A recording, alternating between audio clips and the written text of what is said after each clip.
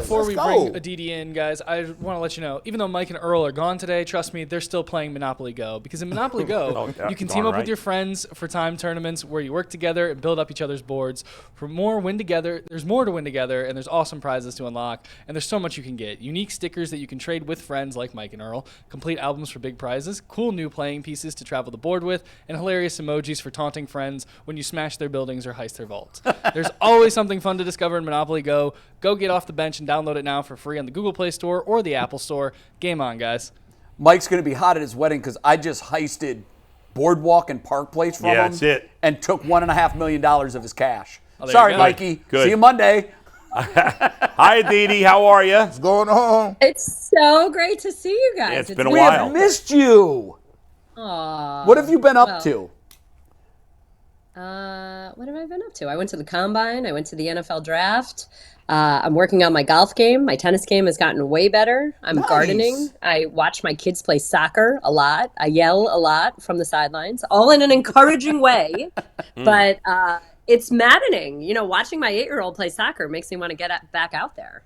Now, they've progressed. I used to call it bumblebee soccer. When Corey started playing soccer, it was 20 kids all chasing the ball. Yes. And it looked like a swarm of bees. But then by 8, 9, 10, they started to get concepts, defense, and then it started to look like a sport. Is that what you're noticing? And it's funny. That's what the issue with my 8-year-old is. So my 8-year-old is a prolific goal scorer. Week 1, he had 5 goals. Week 2, he had 3. This last week, he played a great team, and he still had 2 goals and 2 assists. However, he is completely technically unsound. I mean, when I tell you that I think his 4-year-old sister could kick the ball better than he can. Wow. It's probably true. He just has an aggressiveness and a nose for the goal. And it's sort of crazy because you're talking about what I always called amoeba soccer, where they kind of move. And one of his big things is spacing. Like, give your teammates somebody to pass to. Like, go into the open area of the field.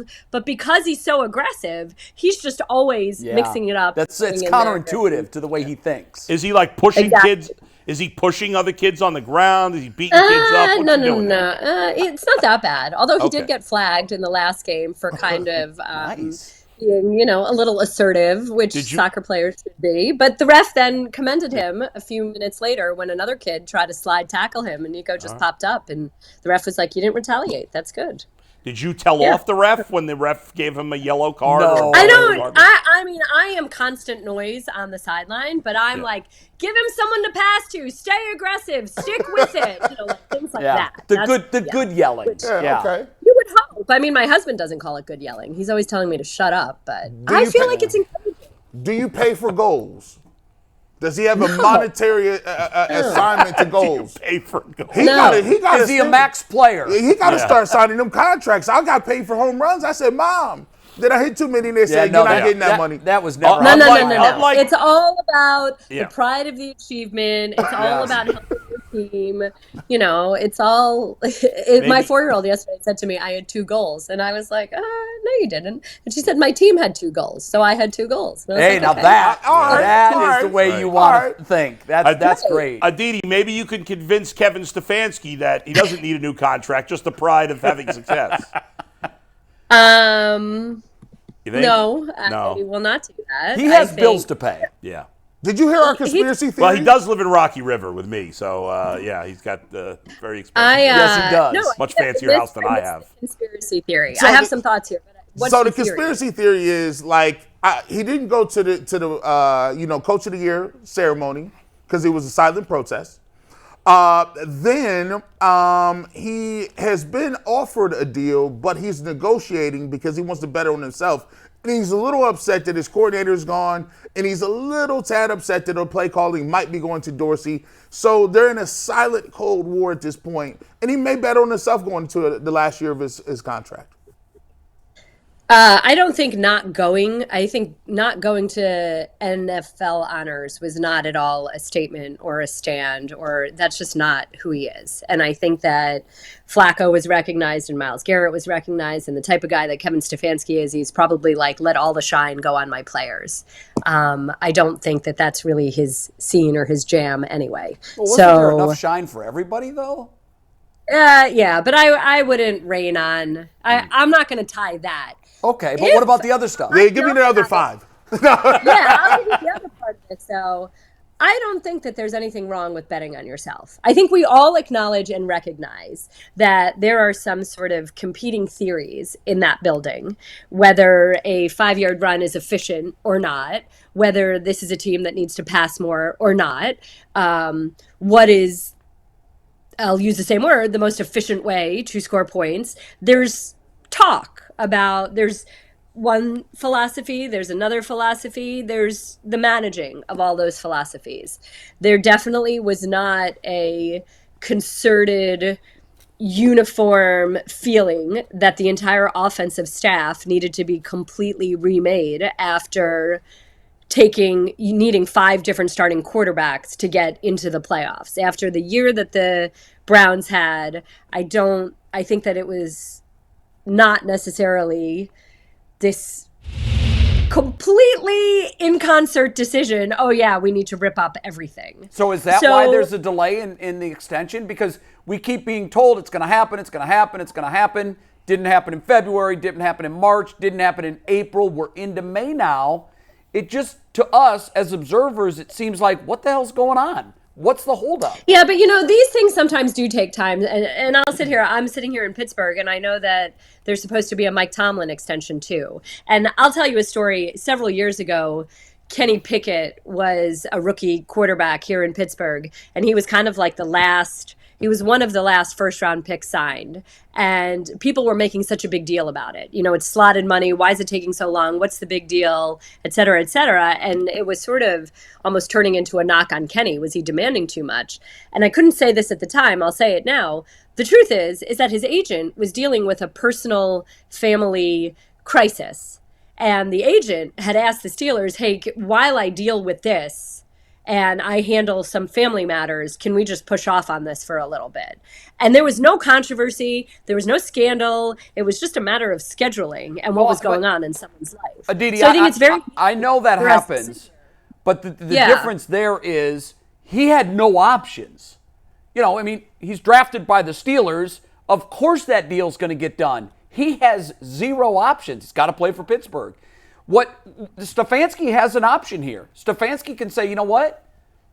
If you strip me of my play calling duties, you made me change offensive coordinators, which I wasn't my idea. I think based on my 2 NFL Coach of the Year awards in 4 years and 2 trips to the playoffs in 4 years, I've earned a little more cachet with this organization than you're giving me, and I'm not happy about it. And as an option, I'll coach next year, and I'll Joe Flacco. I'll have a wonderful season, make a little playoff run, and then if you're not going to do things the way I want, or if you're not going to treat me and give me the power in this organization I think I deserve, I'll take the best of the available 7 or 8 jobs that are available every offseason. I think that that's a reasonable possibility. I'm not saying that. There you go, Jay. That's the way you talk that. And Didi was smiling. I like that. I'm not saying that that's the case here. I'm not saying that. I'm not either. I'm saying it's an option. I'm also not saying that there's even a holdup at this point, because we're still only at the start of May, and these things sometimes take a while to hammer out. And for all I know, Kevin Stefanski is calling 6 different coaches to find out every little tidbit about their contracts to make sure he gets everything in there that he wants. But I don't think, and this is what I just said a few minutes ago, there's nothing wrong with betting on yourself. I mean, I've done it. Jay, you've done it, right? You've bet on yourself in your career, haven't you? And I'm all for it. So It's not unreasonable. It's not out of the realm of possibility, especially considering that we know it's not necessarily one uniform overriding philosophy in that building. Absolutely. Aditi, let's talk about some changes with the Steelers. Obviously, this division. We had a conversation yesterday about could the AFC North this year be the best division ever? Did you guys see the C.J. Stroud podcast? Yep, Micah Parsons. That was awesome. Yes. But as far as the Steelers, obviously, I will take credit for being right that Kenny Pickett is a bust. After being wrong many times that their demise was here. That's true. That is factual. That is factual. You know what, Adam, if you even knew, and we could talk about this offline, if you even knew the half of what he was dealing with here, I'm not willing to say he's a complete and total bust. He was not the right fit. It was not the right thing. Well, we'll see. Okay. Time will tell. He was a bust in Pittsburgh. Okay? Let's wait until his career is over. All right, fair enough. But clearly they've gotten better at the position with Russell Wilson and Justin Fields. I assume Russell Wilson's going to play. Do you think they've gotten a lot better? I know you believed in Kenny Pickett, but it seems to me they've gotten a lot better at that position. Still probably the worst in the division, but I think they're a lot better there. And Russell Wilson in particular seems to really fit what the Steelers like to do, even though they haven't been that efficient running the ball in recent years. I think Arthur Smith is a way bigger addition than Russell Wilson is. Wow. There is a very, very, very, very, very, very, very valid reason that Sean Payton, who is one of the best quarterback coaches and one of the best offensive minds in our game, who has had success not just with Drew Brees, but with Jameis Winston, with Teddy Bridgewater, that Sean Payton is saying, I'm going to pay this guy millions upon millions upon millions of dollars to be nowhere near my locker room. Wow. That's so. True. I mean, essentially that's what happened. Okay, so. And a lot of his teammates and former teammates, by the way, co-signed that line of thinking. I mean, but he's still a I decent player. His numbers look good. Let me say this, though. Russell Wilson is not a bad human being. He's not a bad guy. No, but would you say he's been a bad teammate? In a locker room, or that you don't, you're not necessarily a natural leader, that doesn't make you a bad person. No. He struggled a lot last year. He was constantly climbing out of the back of the pocket. He struggled with snap counts. He couldn't manage or handle the play calling. They went from putting a wristband on to, by the end of the season, all the play calls had to be 2 words, and everybody else was required to know what the play calls are. Wow. But when Russell Wilson he still throws an unbelievable deep ball. Yeah. He still has an athleticism to him. And when Russell Wilson had an enormous amount of success in Seattle, he had a killer run game, and he had arguably one of the 3 best defenses that the NFL has ever seen. And the Steelers right now are building what they believe is a top-flight defense and, finally, that run game. They took 3 offensive linemen in this draft. They are committed to building from that line out. Assistant General Manager Andy Weidel, he grew up in the Philadelphia building under Howie Roseman. That's how they build their teams. That's what they're doing, and that's the way Arthur Smith likes to play football. I'll tell you, we had the Falcons last year, and Adam Archuleta and I were sitting in our production meeting, and we just ended up talking to Arthur for an hour about everything from Dante Scarnecchia, the old Patriots offensive line coach, to Dick LeBeau, to Tennessee, to this, to that. And I actually looked at Arthur and I said to him at one point, I said, the way you talk about football is the way football is meant to be played in the AFC North. Yes. And it's funny because when he was interviewing in Pittsburgh, I texted him that and I was like, my spidey sense must have been at play right there. But Arthur Smith definitely wants to play offensive football in a way that suits what Russell Wilson wants to do or can do. And the other piece here is that I had Russell Wilson week 2 last year. And I remember him sitting in our production meeting and saying very honestly that the year before, the year when Nathaniel Hackett had been the head coach, was obviously awful. But his attitude was twofold. One, if he had an 18-year career and he had 1 bad year, then he would take that. And 2, he wanted to climb another mountain. And in order to climb another mountain, you eventually have to come down the first mountain. You have to get in the valley to have to go up another mountain. So all of that sounded great, week 2 of last year. But now it's not just 1 off year, it's 2 off years. Right. And it's Sean Payton moving on from you. Yeah. So now, if Russell Wilson is ever going to have a gut check moment, like this is it. This is my chance right here. Yeah. There's no excuses. I could have said that Nathaniel Hackett was the excuse. I could have said that the new team was an excuse. I could have said that the new line. I could have done all that. You can't do that in a new place for a 3rd year. So if Russell Wilson is going to revive his career and get to those 18 years that he talked about, this is the moment. This is the now. Yeah, you're and right. If that requires saying, I just need to lean into who I am, and I am who I am. And if I'm cheesy, I'm cheesy. I don't need to pretend to be somebody else. Whatever it is, whatever it's going to take, this is his chance. And from everything I've been told so far, that is indeed what you are seeing here in Pittsburgh. Good. Let's see. Aditi, my only counter, and I don't disagree that Russell Wilson is a flawed player and was not the same player the last 2 years. However, in terms of production, like I didn't know the stuff you're bringing up. In terms of production, he still the last 2 years has been way more productive than any quarterback the Steelers have had. Isn't that fair? Sure. The Steelers also had the single most dysfunctional offense on the planet the last 2 years. Find me somebody that said Matt Canada should have been an NFL offensive Matt Canada stinks. I'm not as high on Arthur Smith, though, as you are, because I thought he completely misused his talent in Atlanta. He was splitting carries. They drafted a running back in the top 10. He's way better than Tyler Algier, and their carry split was like 55-45. But you know what's very interesting about that, and it's funny. It's funny that you mentioned this, Adam, because I actually really want to ask Arthur how he feels about that now. When we were in our production meeting, he was very honest about how he was thinking about and framing the rest of Bijan Robinson's career. So he was thinking the long game and not the short game. And here's a young man who comes from college, who I'm telling you is the nicest human on the planet, who does not know how to say no to anybody. I mean, I made a joke about this at the Combine with Terry Fontenot. I was asking GMs and head coaches, who of your players would you let babysit your kids? And Terry and I were actually joking that Bijan couldn't babysit his kids because they'd run all over him, because he's such a nice guy.